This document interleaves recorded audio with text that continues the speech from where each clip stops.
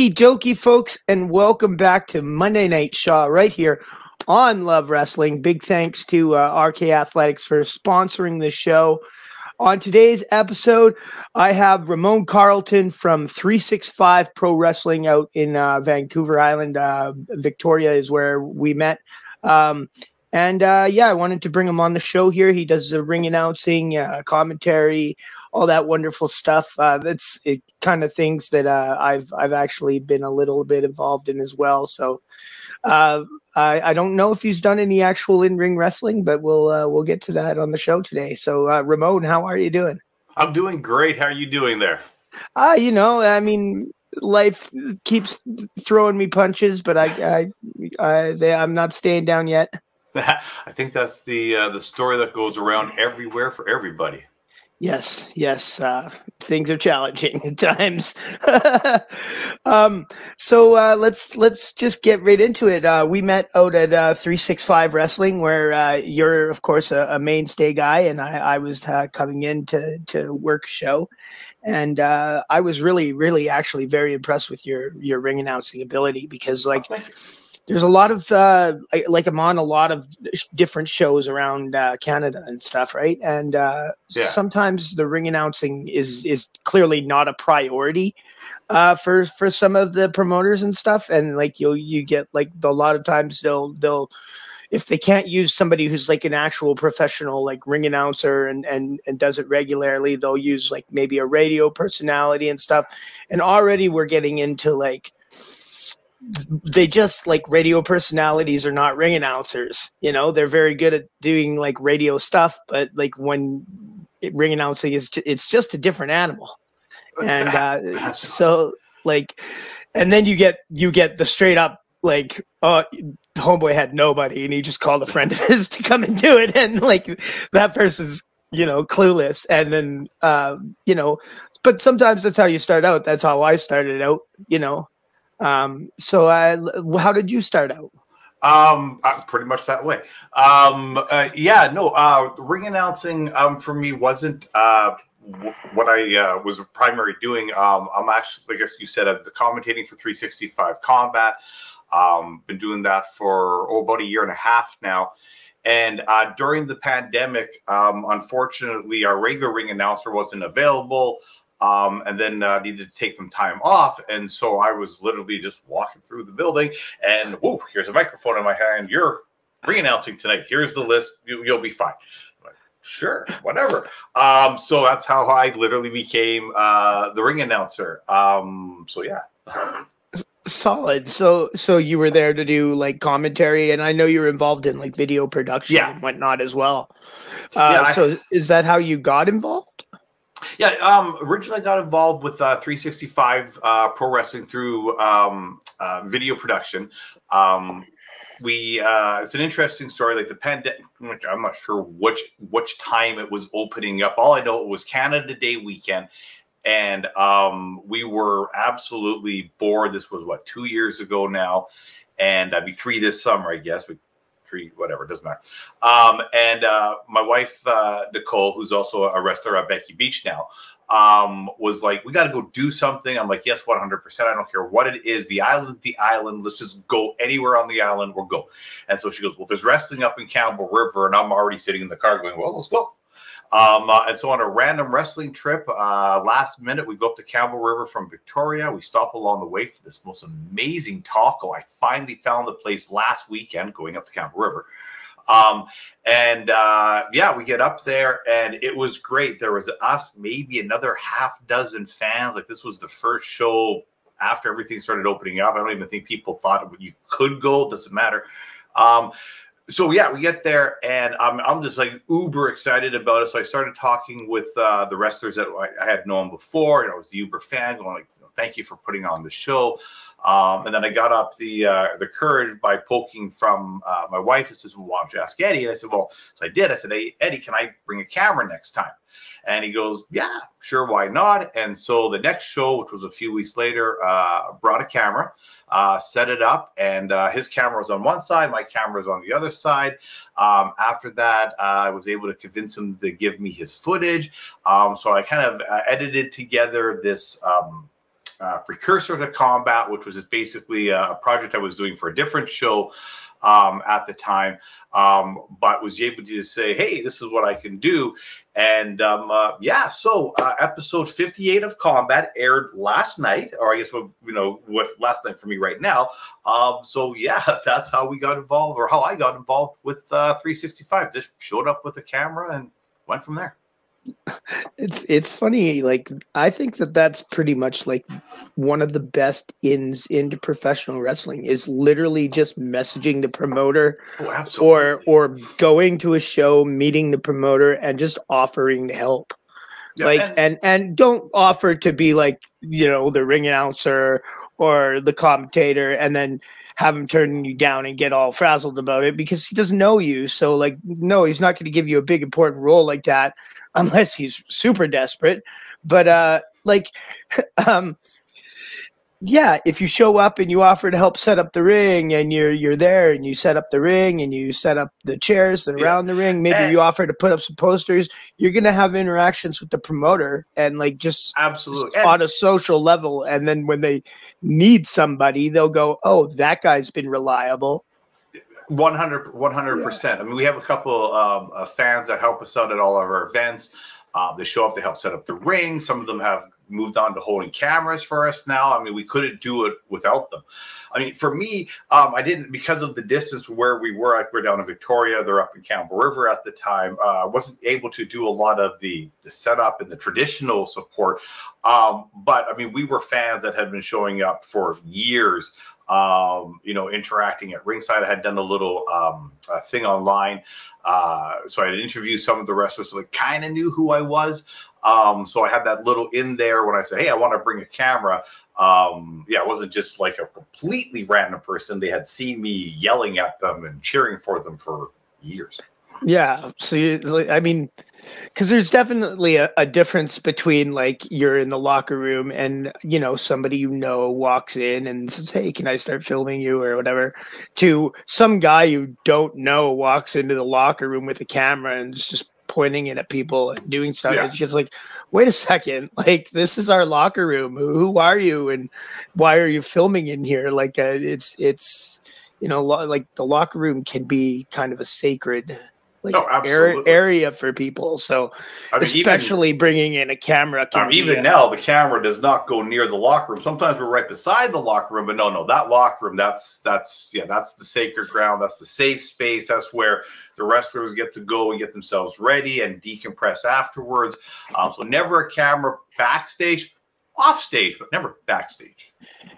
Yeah, for sure. And like people are cool. Like if you explain like what you're doing and who you are and why you're there, then that'll not be an issue. But like, I don't know. I remember when I first started ring announcing, like I was literally the ring announcer. And the only reason I would go backstage is if I absolutely had to. Because like, you know, one day they were going to do a talent meeting and the promoter's wife is like, hey, why aren't you up there in the talent meeting? And I was like, well, I'm the ring announcer. I don't belong in the locker room. And she's like, you're performing on the show. Go up there, get in the meeting. And I was like, oh, okay. And then from then on, it was like never a big deal. Like, I felt like, okay, it's the promoter's wife. But once I did go up there, nobody was like angry that I was in there or anything. So yeah, from then on, I just started changing in there. But it's like one of those things where like even as somebody who was promoting on the show, or not promoting but performing on the show, ring announcing for months, like I'd go and change in the bathroom, you know, like I mean I would go, obviously have to go back there occasionally to find somebody and be like, hey, what's your info for your introduction tonight? Anyway, we're talking a lot about me. Let's move this back to you.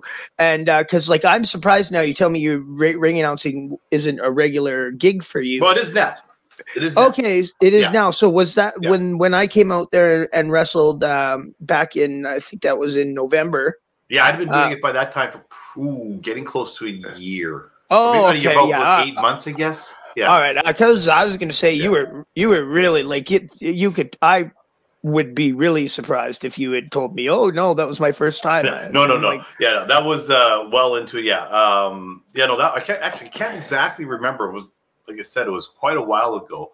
But yeah, no, over that, like the first night I ring announced, I went in as myself. I went in as my shoot name and blah, blah, blah. But then it was like, okay, if I'm going to do this, I need to, if I'm going to do this, I want to do it right. I want it for the show to be, you know, exciting. It's more than just going out there saying, hey, these are the two people that are coming to the ring.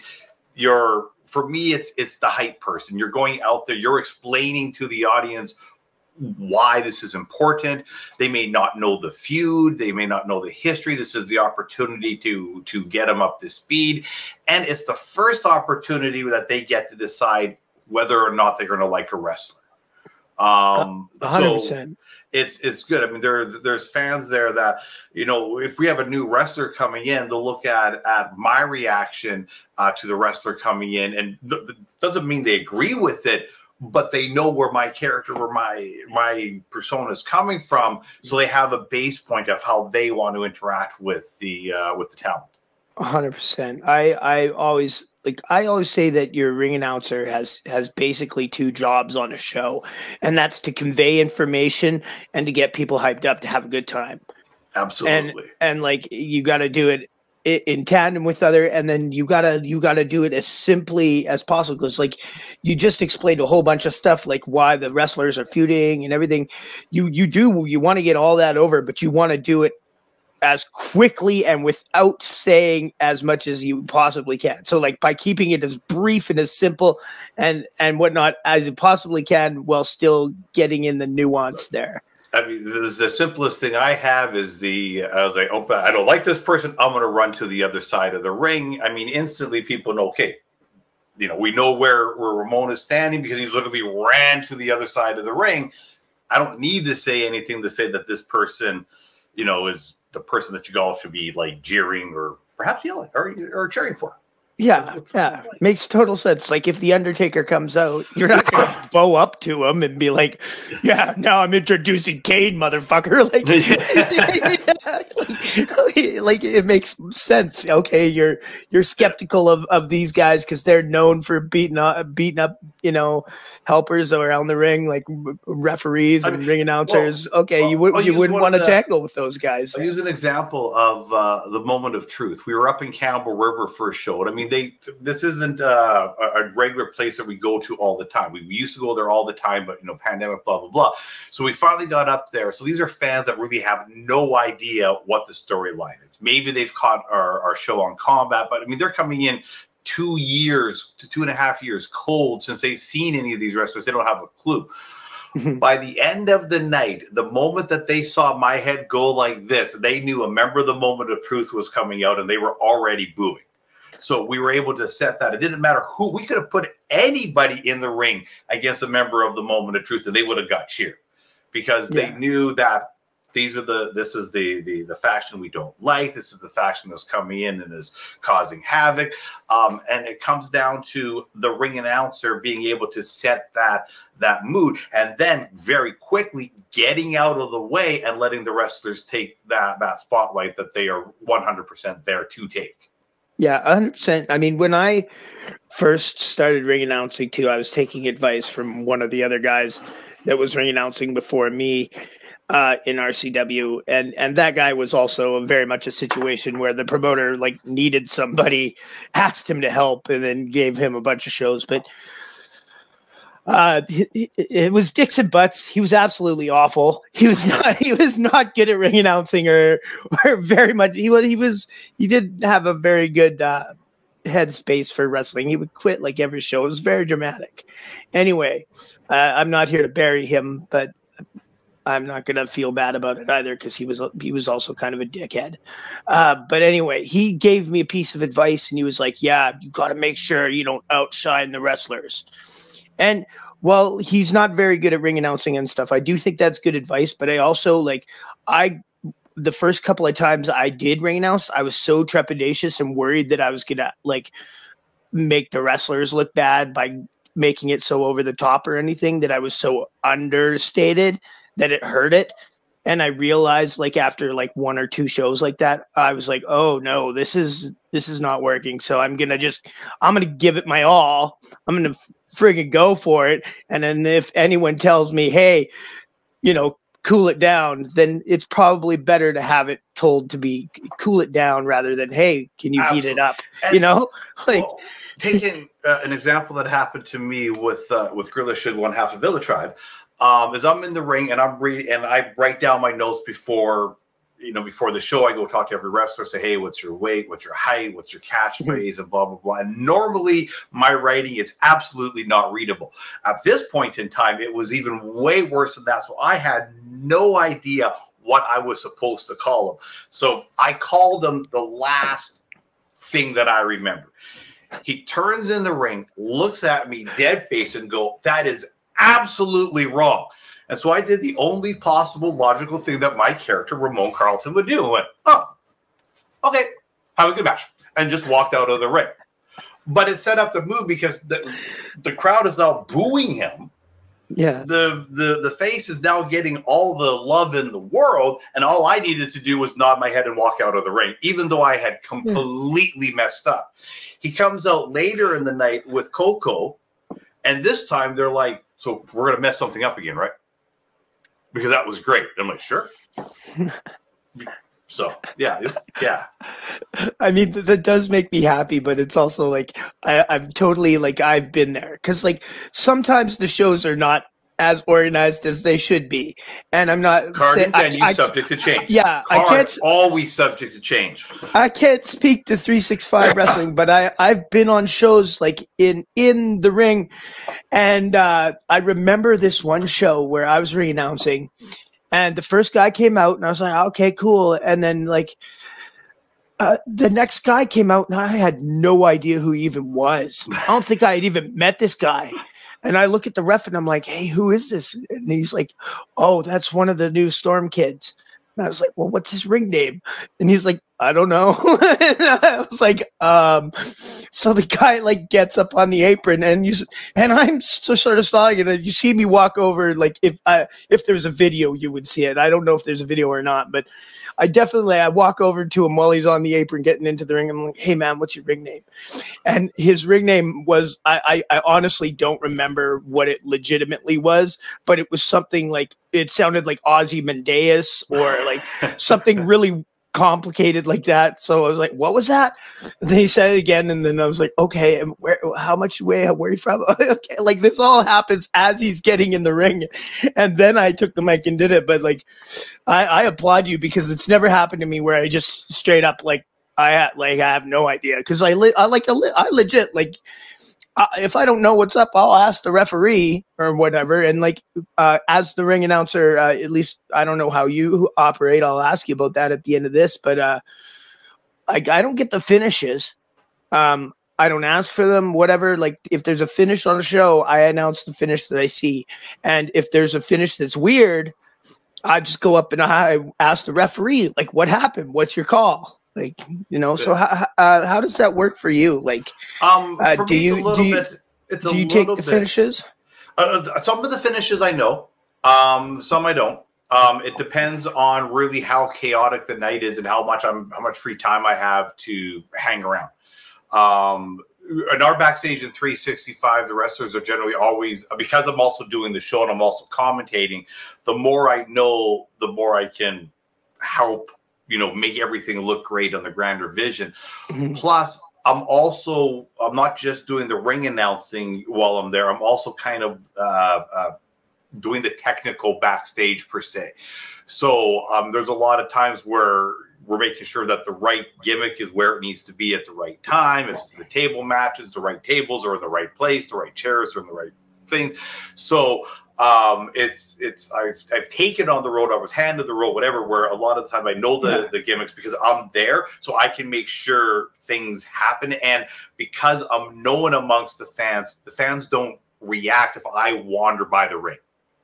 Yeah. I'm just there between matches. I'm always there between matches. So I can bring stuff back and forth from the ring. I make sure the right items stay there.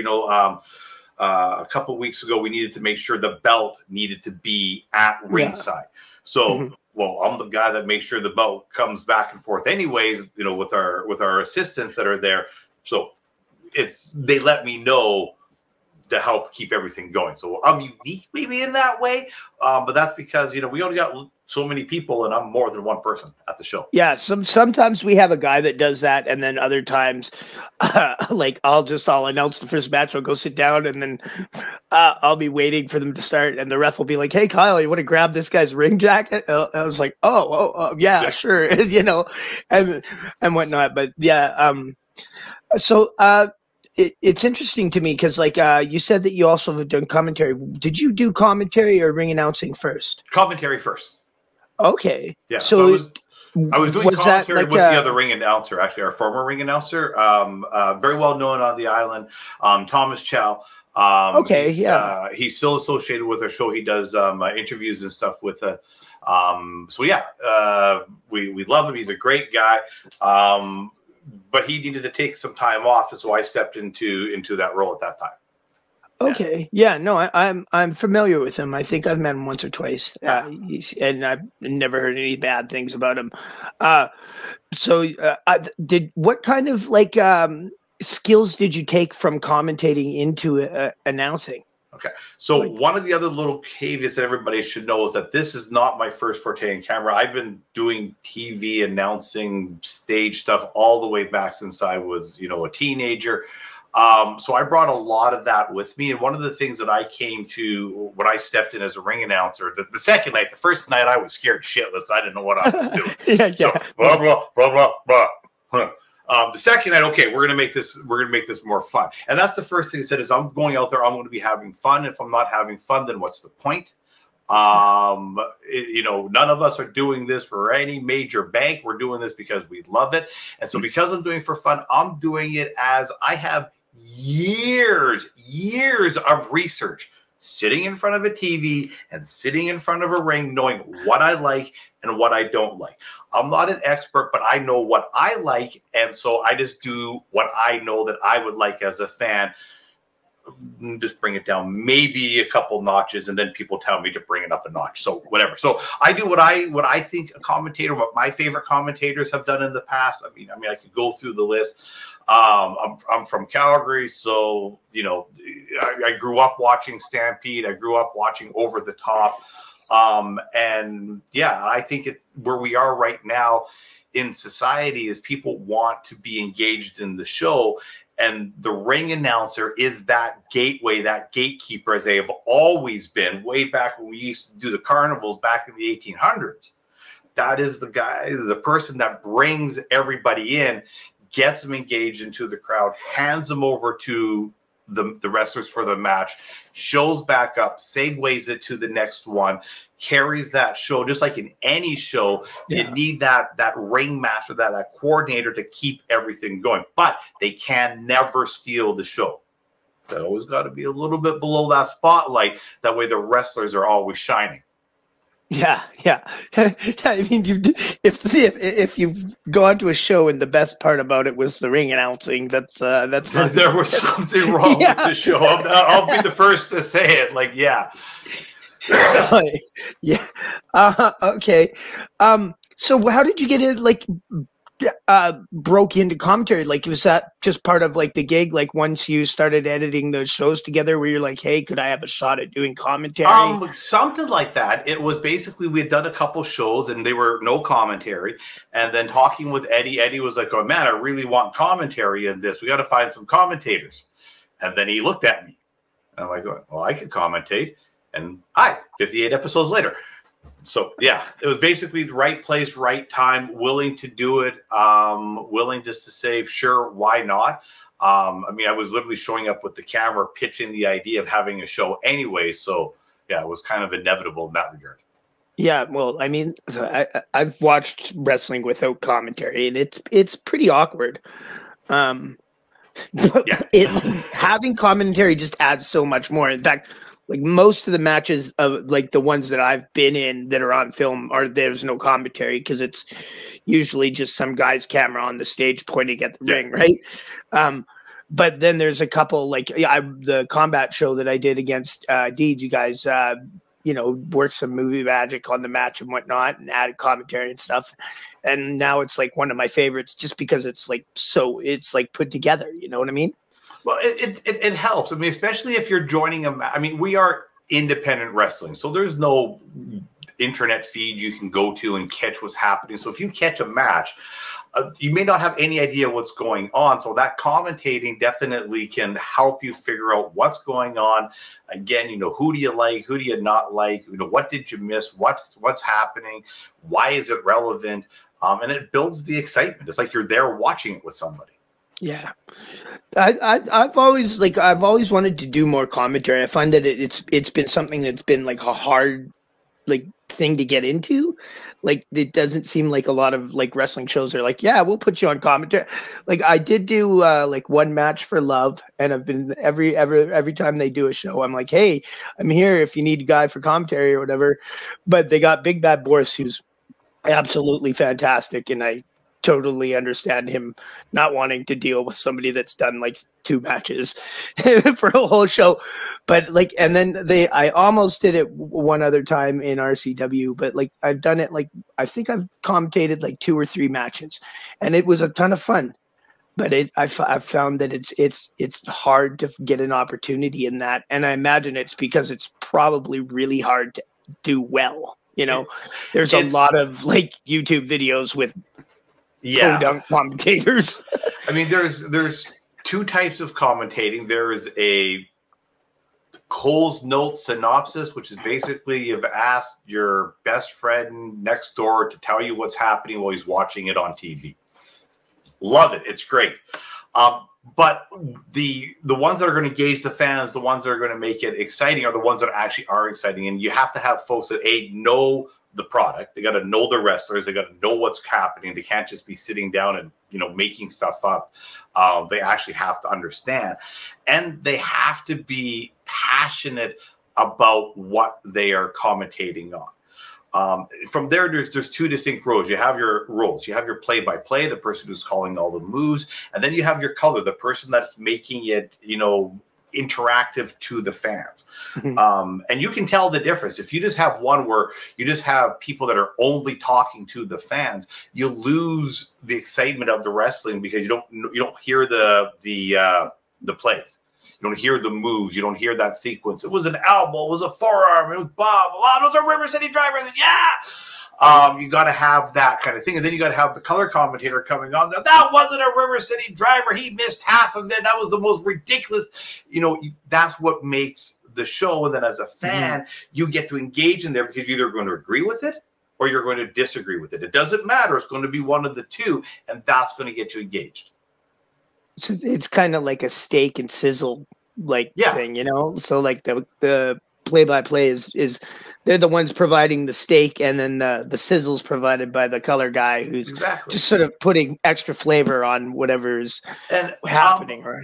I'm a little bit of vintage in my quantity of years. So I grew up in the prairies, where a lot of, especially lower level hockey, came on the radio, and so you would have you know, you listen to a game and you just hear the play-by-play, and it was the most boringest thing you ever heard. But then you had the 2 where you had that color in there, that color commentator in there, and it would be like just the excitement was almost as if you were right there. So my thought is to reduplicate that. If you can have people understand what's going on without seeing the screen, then you're doing it right. You should be able to go into the kitchen, make yourself a sandwich, and not actually miss what's happening if the commentating is being done right. Yeah, that makes sense for sure. I mean, and it sounds like the commentary again is another case of conveying information and having people hyped to have fun. Yeah, like it's like almost 2 sides of the same coin. The ring announcer, I feel, is like more like they have more spotlight on them during the show, because like everybody that's watching the show generally can't hear the commentary unless there's something's gone wrong again. Yeah. But honestly, I was at a show one time where they had a roaming commentator who was doing commentary while the show was happening, and you could hear it over the loudspeakers while you were sitting there watching the show. And actually, he came down and he sat beside me during a match and was like, "Who do you think is going to win this match?" And this was some like independent show. I was maybe one of like 12 fans. Like. I had no idea, like the guys in the ring were like, it was like this far above like backyard wrestling, you know, like I had no idea who they were. I was like, the one guy's wearing pink. I don't know. Like, yeah, but it was that, like, unless something really weird like that is going on, the people who are watching, they can't hear the commentary. Yeah. And the two experiences are kind of different. One you're there and you're engaged being there, and it's, you know, being the ring announcer is one of the weirdest things, because, you know, when I walk in by the ring at the beginning of the show, the crowd will get quiet, waiting to see if I get into that ring. And if I just walk on by, they'll get loud again. But the moment I get into that ring, they're all waiting for something to happen. So it's you know, the focus instantly goes on. But on the commentating side, you're kind of like the two guys over on the side. You know, you're at the Super Bowl game or the Grey Cup game, and everybody's sitting there, and there's two guys over on the side that are, you know, never shut up. Commentating sometimes can be that. So if you're those two folks, you got to be able to keep everybody else entertained while you're talking over the show. Yeah, presumably they had it on mute, of course. Like that's what I'm just. That's exactly the point I was trying to make, is that the ring announcer has like a spotlight on him during the show. The commentator, not necessarily. And I mean, even in independent federations, a lot of time the commentary is added like in post-production, like later on. That's what we do. So not even like they're not even like two guys at the show sitting at the back table, like, you know, the two old guys on the Muppets or whatever. It's literally like, you know, a couple weeks later in Homeboy's basement, they're watching and recording with a couple of headsets or whatever. So I mean, that I think is one of the major differences there. It's just that, like, you don't.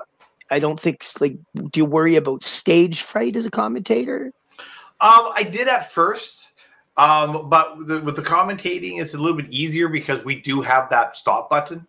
And so there have been times where things have gone completely off the rails, which was like, okay, the word is going to start again. It doesn't happen often, but we do have that power when commentating.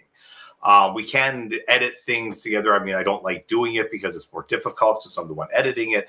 But we can. So it's less likely to have stage fright. And then, you know, myself and Eddie, we've been doing it so long that, you know, it's a second nature now. The stage fright is long gone.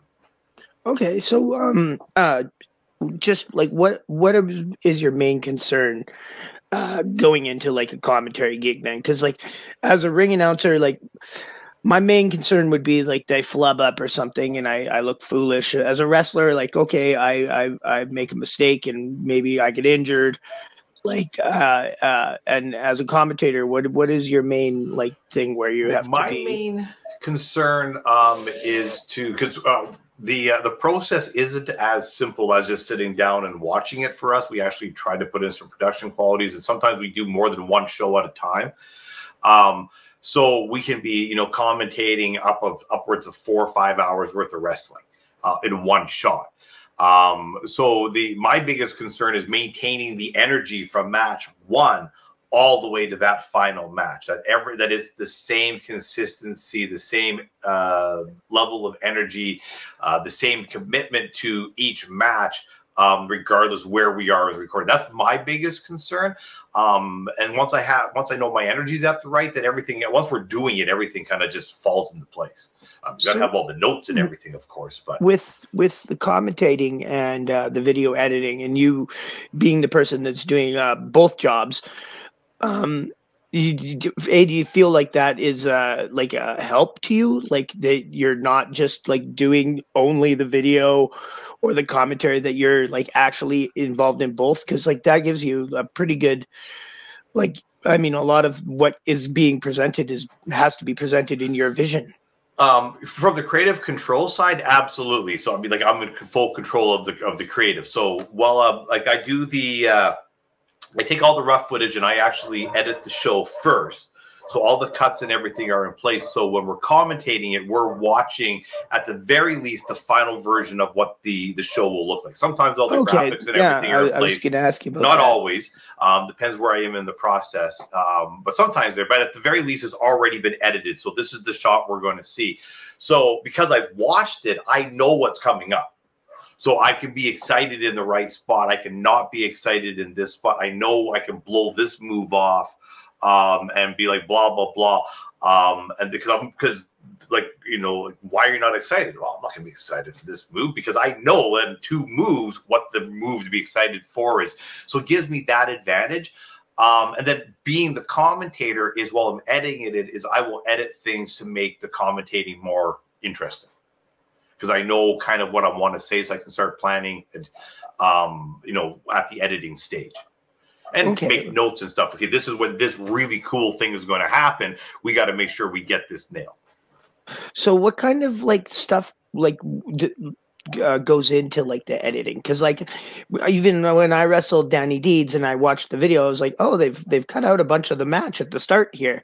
I mean, I'm not like complaining about that or anything. I'm wondering like what goes into making that call.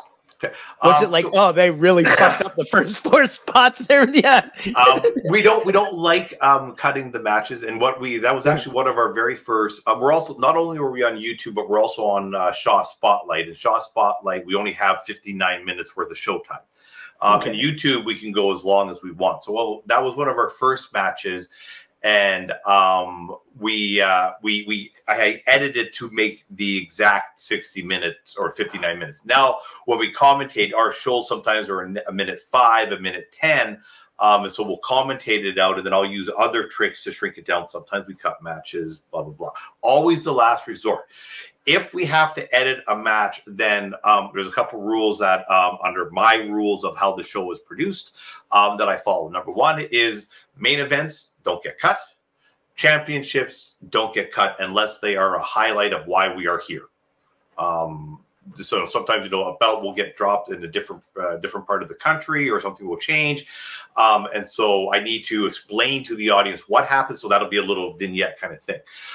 So then we go through the card and we look, okay, what are the main storylines? If it's a main storyline, we try not to cut that one.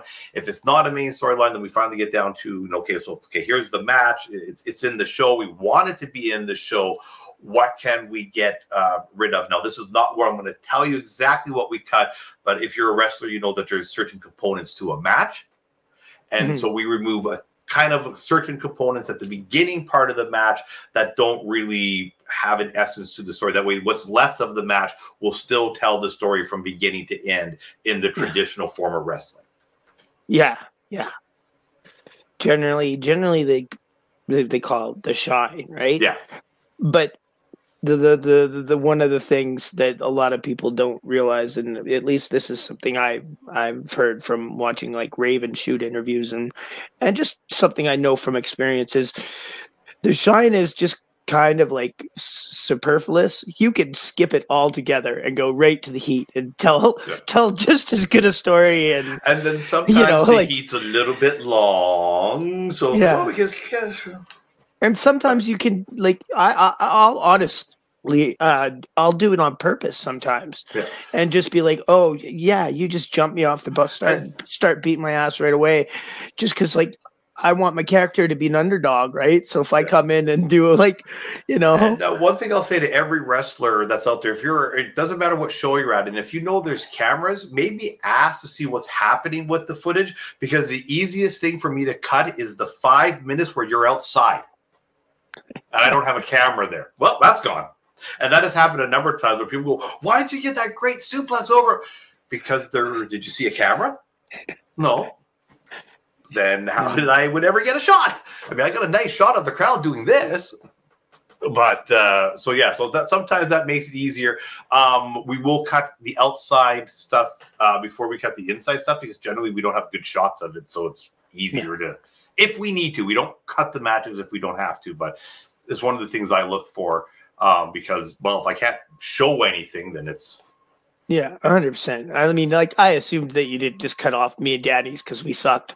I mean, I assumed it was like probably a timing thing and whatnot. Yeah. And now, like I said, like the YouTube one, we let it run longer than I cut it for the Shaw. And we cut out some of the vignettes. We cut out a lot of the intros, a lot of the extras, a lot of the extra promo stuff that's in there. I mean, the promo stuff is great on YouTube, but for Shaw, it happens a few weeks later. So. So after you, so once you started ring announcing, after already being involved in commentary, was there anyone like did you talk to Thomas Chow, or was there any specific people that are like influences in your ring announcing, or like anyone that gave you advice about ring announcing, and what was some of the best advice you got? Yeah, I talked to a variety of different people that gave me advice. Thomas Chow was one of them. I talked to Eddie Osborne. I talked to a couple of the wrestlers along the way. I talked to actually some folks that had nothing to do with wrestling, but do emceeing for other events. Like in terms of how to work a crowd, how to talk to a crowd. A lot of my stuff actually happens before the show. I get out there and I'm the hype guy. So I hype up the sponsors, I hype up the merch, I hype up the wrestlers. Sometimes there's an in-ring promo or something happened beforehand. So I try to get all that going. Yeah. Okay. Yeah. So you just but like, do you watch it like?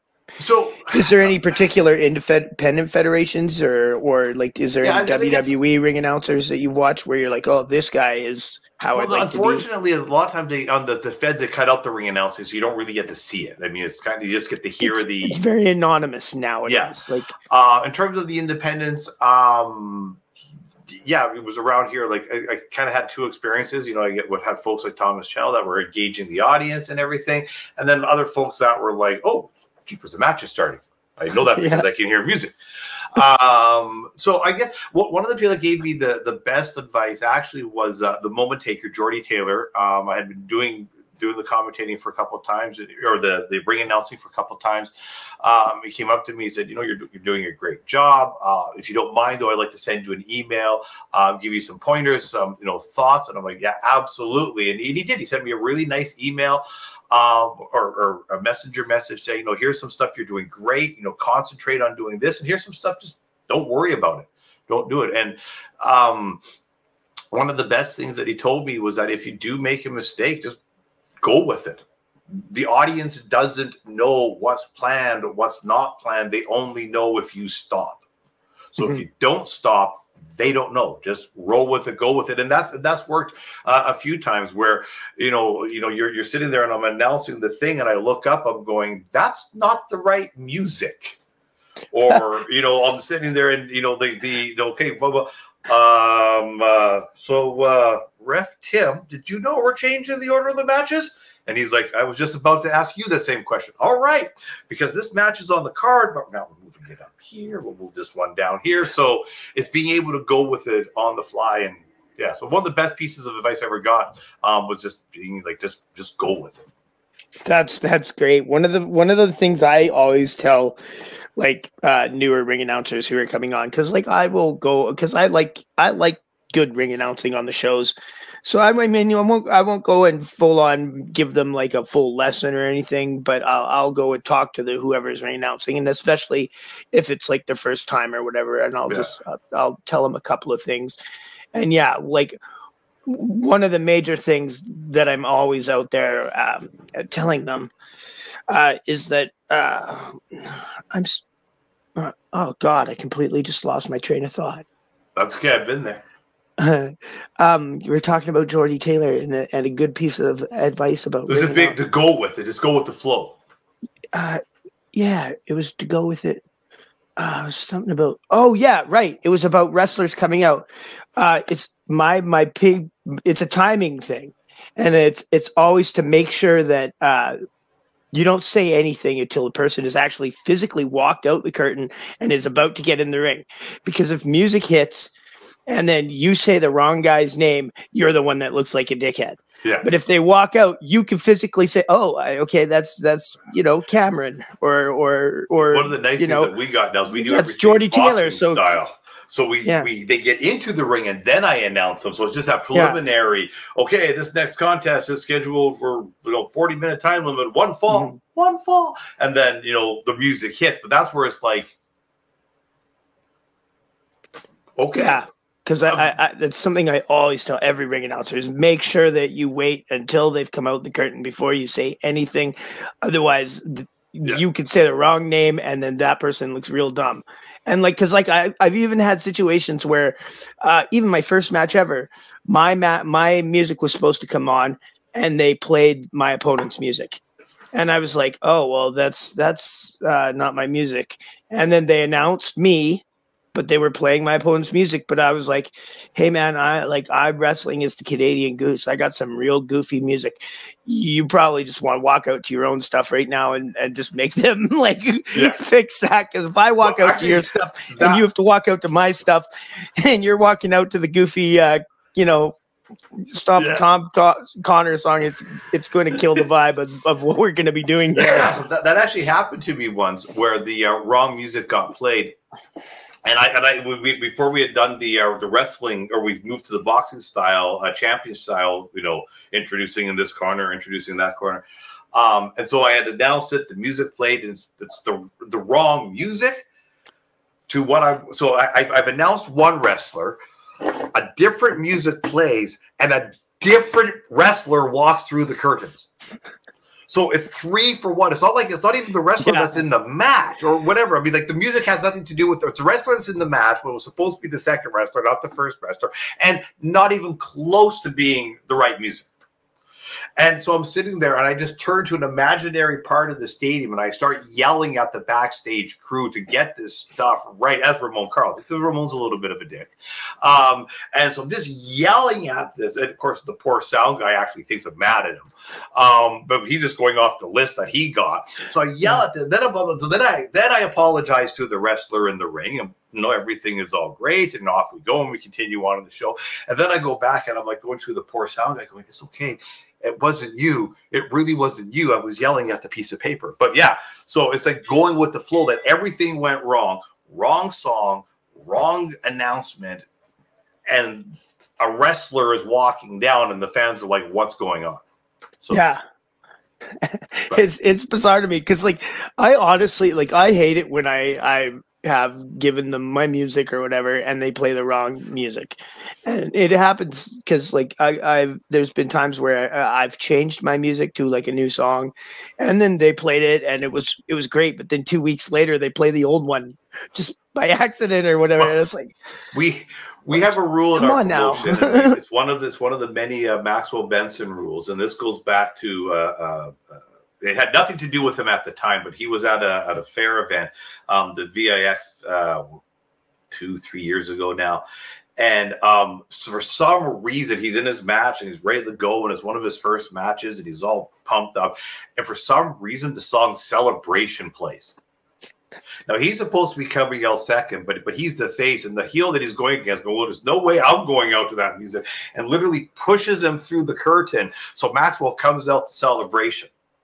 And he doesn't know what to do. So he owns it. He goes around. The crowd loves it. It's great. But ever since then, it's on our playlist. So I use it as the threat for our sound guy to use, that if you ever have a wrestler that's telling you that they're going to give you their song and they won't, and don't worry. We got the backup song. It's "Celebration." And we've used that threat where he's gone up to them and said, listen, if you don't that's okay if you don't want to give me the song. We'll just use the backup song. And he'll get about 4 steps away. And then what's the backup song? "Celebration." And off he goes, and we have those songs instantly. So yeah, that's good. I know in Canadian Wrestling Elite they use the theme song to Goosebumps, the TV show. Has nothing at all to do with me, the Canadian Goose. I just was on a show one time, and the guy that was in charge of running the music was like, "Oh yeah, no, he didn't send me his music. Neither did he. They're getting Goosebumps tonight." And I was like, "What?" He's like, "Yeah, we play the Goosebumps theme for anyone that doesn't bring in their music." It's like, and sure enough, they do play it. Like it goes over because it's a like oddly appropriate song for almost any wrestler. But like, yeah. I thought that was funny. I've actually I've been on my way to the ring and walking to the ring, and suddenly my music like faded out, and then they faded back in, and it was like Boy George. Like, and at that point, it's like, what are you gonna do? Like, yeah. Oh, okay. Like literally, you see me stop in the video, and it was a rib. I had no idea it was happening, right? And I just like whatever, and like you say, like you just own it and dance to it or whatever, and you got to go with the flow. I mean, you stay in character. I mean, I remember once Jordy Taylor, something happened to Jordy Taylor's music and it got cut off or something like that. And again, he just went off on me because I'm the one standing in the ring. So it was my fault that he went off one side of me and down the other side of me, but it was great. It was almost full to say, maybe we should cut his music off earlier next time because the heat we got for this was wonderful. So, but yeah, but it was again one of those things where you go with the flow. He had, I mean, he's in mid strut, and bam, the music is gone. And it's just not crickets because the crowd's booing, but I mean, there's that definite drop in audio level. What do you do? It's very appropriate that he's called the moment taker because that's like straight up, like I love that kind of thing too, where you're out there and there's like just a portion of the match where it's agreed to that you're just going to do like improv. Yeah.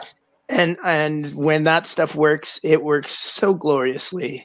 Like you have no idea. Some of my favorite things that have happened in matches have been unplanned things, or things where you're just joking around. You know, you just at that point you're like goofing around, and you have like some sort of like fan interaction. Like at 365, there was one moment where I grabbed Deeds by the back of the head, and I told my cousin in the front row, "Hey, put up your boot." And he did. I slammed Deeds' head into his boot, right? This is a classic wrestling thing. Like people do this on shows. My cousin gets up and gives him the DX crotch chop, and I almost died. Like because we didn't plan it or nothing. It wasn't like I said to him, like, "Yeah, I'm gonna slam his head off your foot," and like, no. I just did it. Some of those moments are the best random moments, and they didn't happen. They're not scripted. Yeah. So you've been doing video production, you've done commentary, you've done ring announcing. Have you had the urge to don the tights and lace up the boots yourself? Personally, and I wrestle? would love to. I would love to be in the ring wrestling. Unfortunately, I can't. A few years ago, I had an elevator gate bounce off the top of my head, giving me a traumatic brain injury. And ever since then, I live with constant migraines. And I've been told that if I ever get another hit to the head, I could die. So and even doing somersaults and stuff like that, I can feel it in my head in terms of like balance and stuff like that. So this is the closest I can get. I have dabbled a little bit of managing. I love that. That was fun. So you might see Ramone Carlton doing a little bit more managing in the near future. But as for being in the ring, no, taking anything but a very well orchestrated bump could literally make my career very short. Okay, well, I mean that's horrible, but it's also like it's good to know, you know. But it's good to know because like in the wrestling, like my wife was able to become. Oh, my cat just joined us. Hi there, Larry. Larry, the one-eyed wonder cat. It's good because there's a spot in there for everybody to participate, to be part of the show. I'm accepted as an actual integral part of the crew, of the talent. There's no distinguishing me, but at least in 365 from anybody else in my home promotion. And the other times I've gone to other promotions, it's the same thing. I mean, people ask me, I tell them why, and it's like, oh, all right, well, let's just have fun anyways. And it is what it is for me, but I still get to be there. I still get to be part of it. I still get to live the dream, so to speak. So is it everything? Nope, but it's enough for me, and I get to be part of it. So I like it. And I've always been welcomed with open arms. And I do have an actual a registered disability. I have brain damage. So sometimes people know that my speech gets a little bit interesting, especially if I'm tired and everything. But that's just what I live with doing it. And this has been in a community that's welcomed me with open arms, regardless of any limitations that I may or may not have. Yeah, 100%. I think that wrestling is fantastic like that. They've been nothing but welcoming to me as well, and whatnot. But like, Yeah, no. Well, if that's the case, then it's definitely safer for you to not. I don't know how many times I could like I've been like, oh, just take a regular back bump, and I accidentally just whack the back of my head into the mat. Like somebody give me a rock bottom one time, and I just was like, oh, I didn't do that right. Yeah, you know, and you have to kind of lay there for a second and you go, am I concussed straight now? Where am I? What am I doing? Okay, cool. Like you. Yeah, and I mean, my neurologist would be very, very upset if I walked in there and said, I mean, his eyeballs almost went through the ceiling when I told him what I was doing, you know, commentating and ring announcing and stuff. But to actually get in there and do the physical side of it, no, that's just not in the cards for me. But again, that's okay. Yeah. I got a couple of like legitimate concussions from wrestling, and they're not even with a healthy brain. Like it sucks. It hurts. But you mentioned that you went to some other promotions. Are you mainly just working for 365 or? Yeah, mainly for 365. I mean, being on the island, that's, you know, a limitation right there, travel and everything. But I have had the opportunity to work with Big West up in Powell River. Solid. Yeah, and we're going to be working with them. My wife and I are going to be working with them coming up in April. I can't remember the date. It is a Saturday, and I probably should know that. But yeah, we're working with Big West in April, and we've done stuff with VIPW before, and then of course 365. Nice. I like VIPW as well. I wrestled BJ Laredo. He came in for us. And I was really stoked about it because I used to go to VIPW shows when I lived in Victoria and like watch BJ Laredo. And so then the fact that he came over to Edmonton and I got to wrestle him was nice. Pretty cool. I specifically asked the promoter for that one. There's not a lot of times I would go out of my way to politic for matches or anything. And my version of politicking was like, hey, this guy's from Victoria where I used to live. Can I wrestle him? And he was like, yeah, that's what I had booked. Probably like a lot of promoters okay. Yeah. So like, I love all those places. And of course, like Big West, Marty Sugar, like I have nothing but absolute love for him. And I can't wait to get better. Like I'm dealing with a knee injury right now, but I can't wait till it gets better so I can go back to Big West. Cause like I was like the champion there. I beat Rick Jules for their main belt and was their main champ for like one night.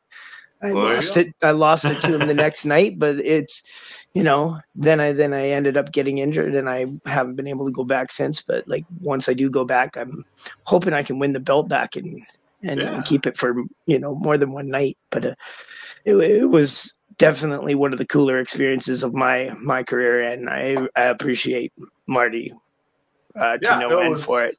It was good. That's just the first place I got to manage, and it was, what if I kind of just showed up and he knew I was coming and everything, or my wife was on the card.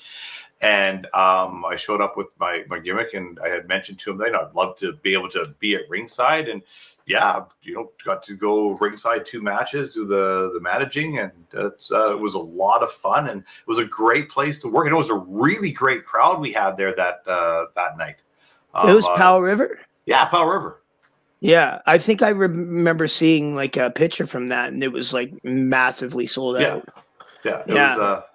I don't think they could have. Well, maybe they could have stuck a couple more people in the corner, but there was definitely no more chairs in the building. They kept stealing the chairs from the back.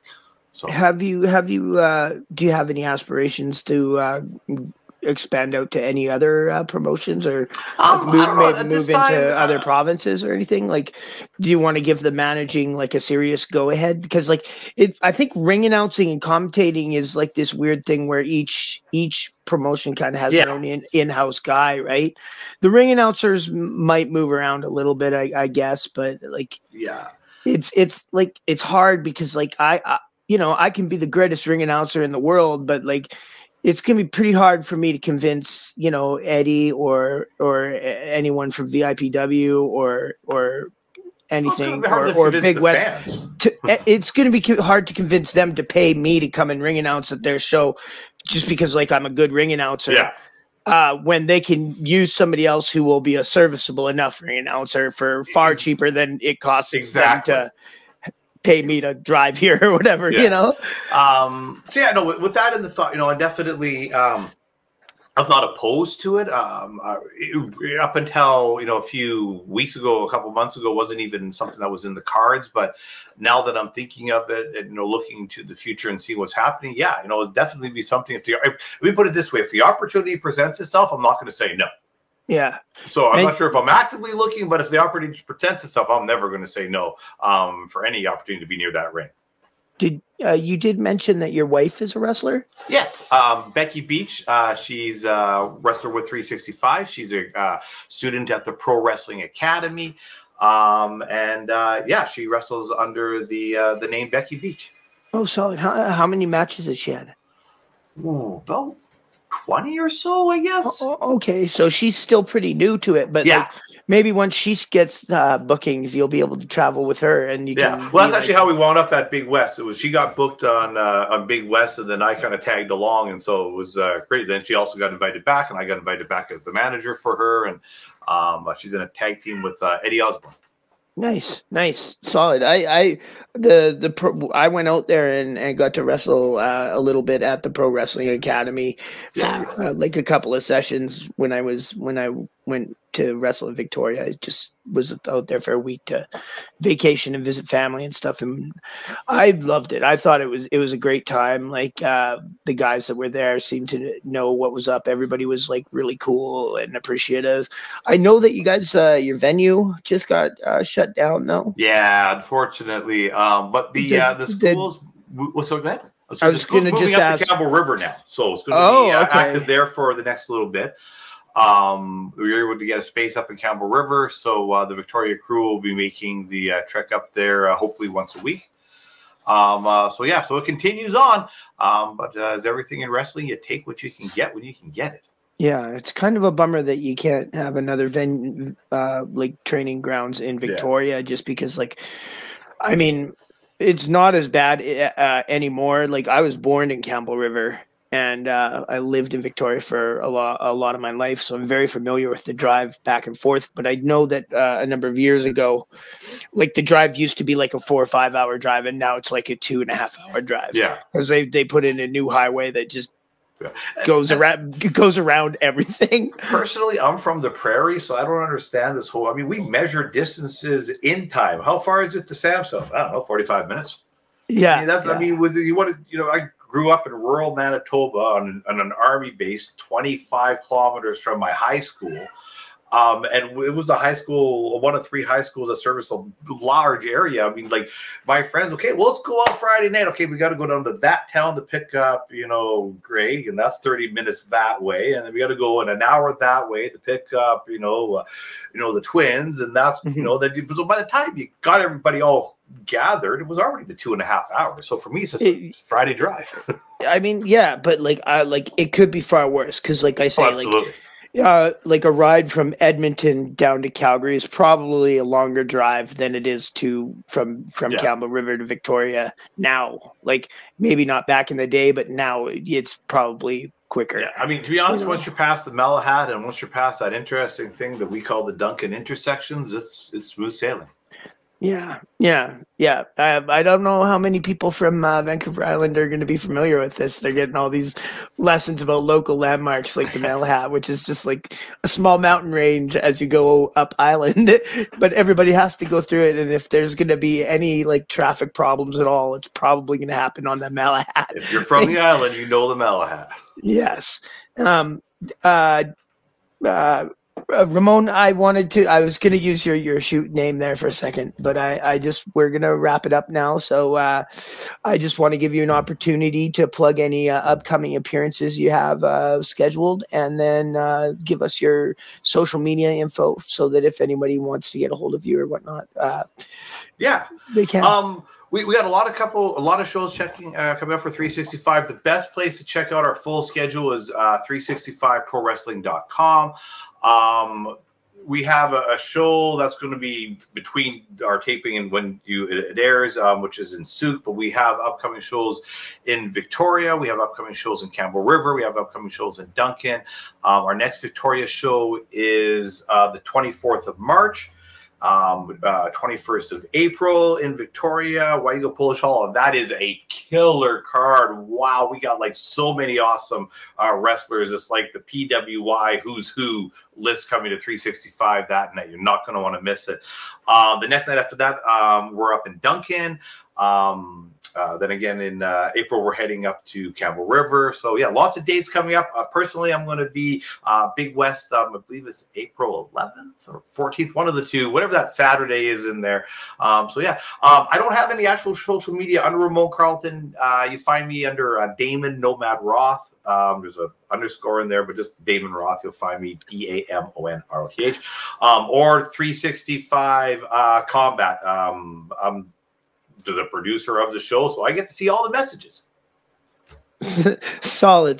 And yeah, definitely, like if you're in any of those towns on Vancouver Island, Duncan, Victoria, Campbell River, anywhere that 365 is doing a show, I highly recommend you go check it out.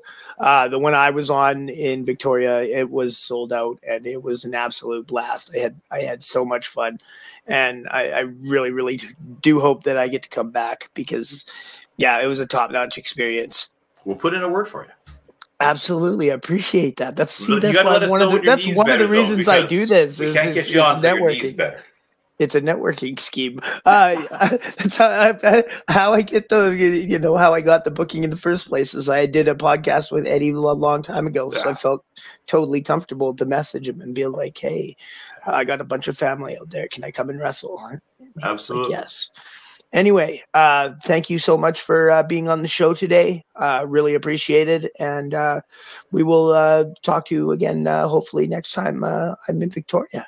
Sounds good. Absolutely. Do not hesitate to reach out when you're 100% up and ready to go. Yeah. It's progress is being made on that front. So awesome. Good news. Alrighty. Thank you.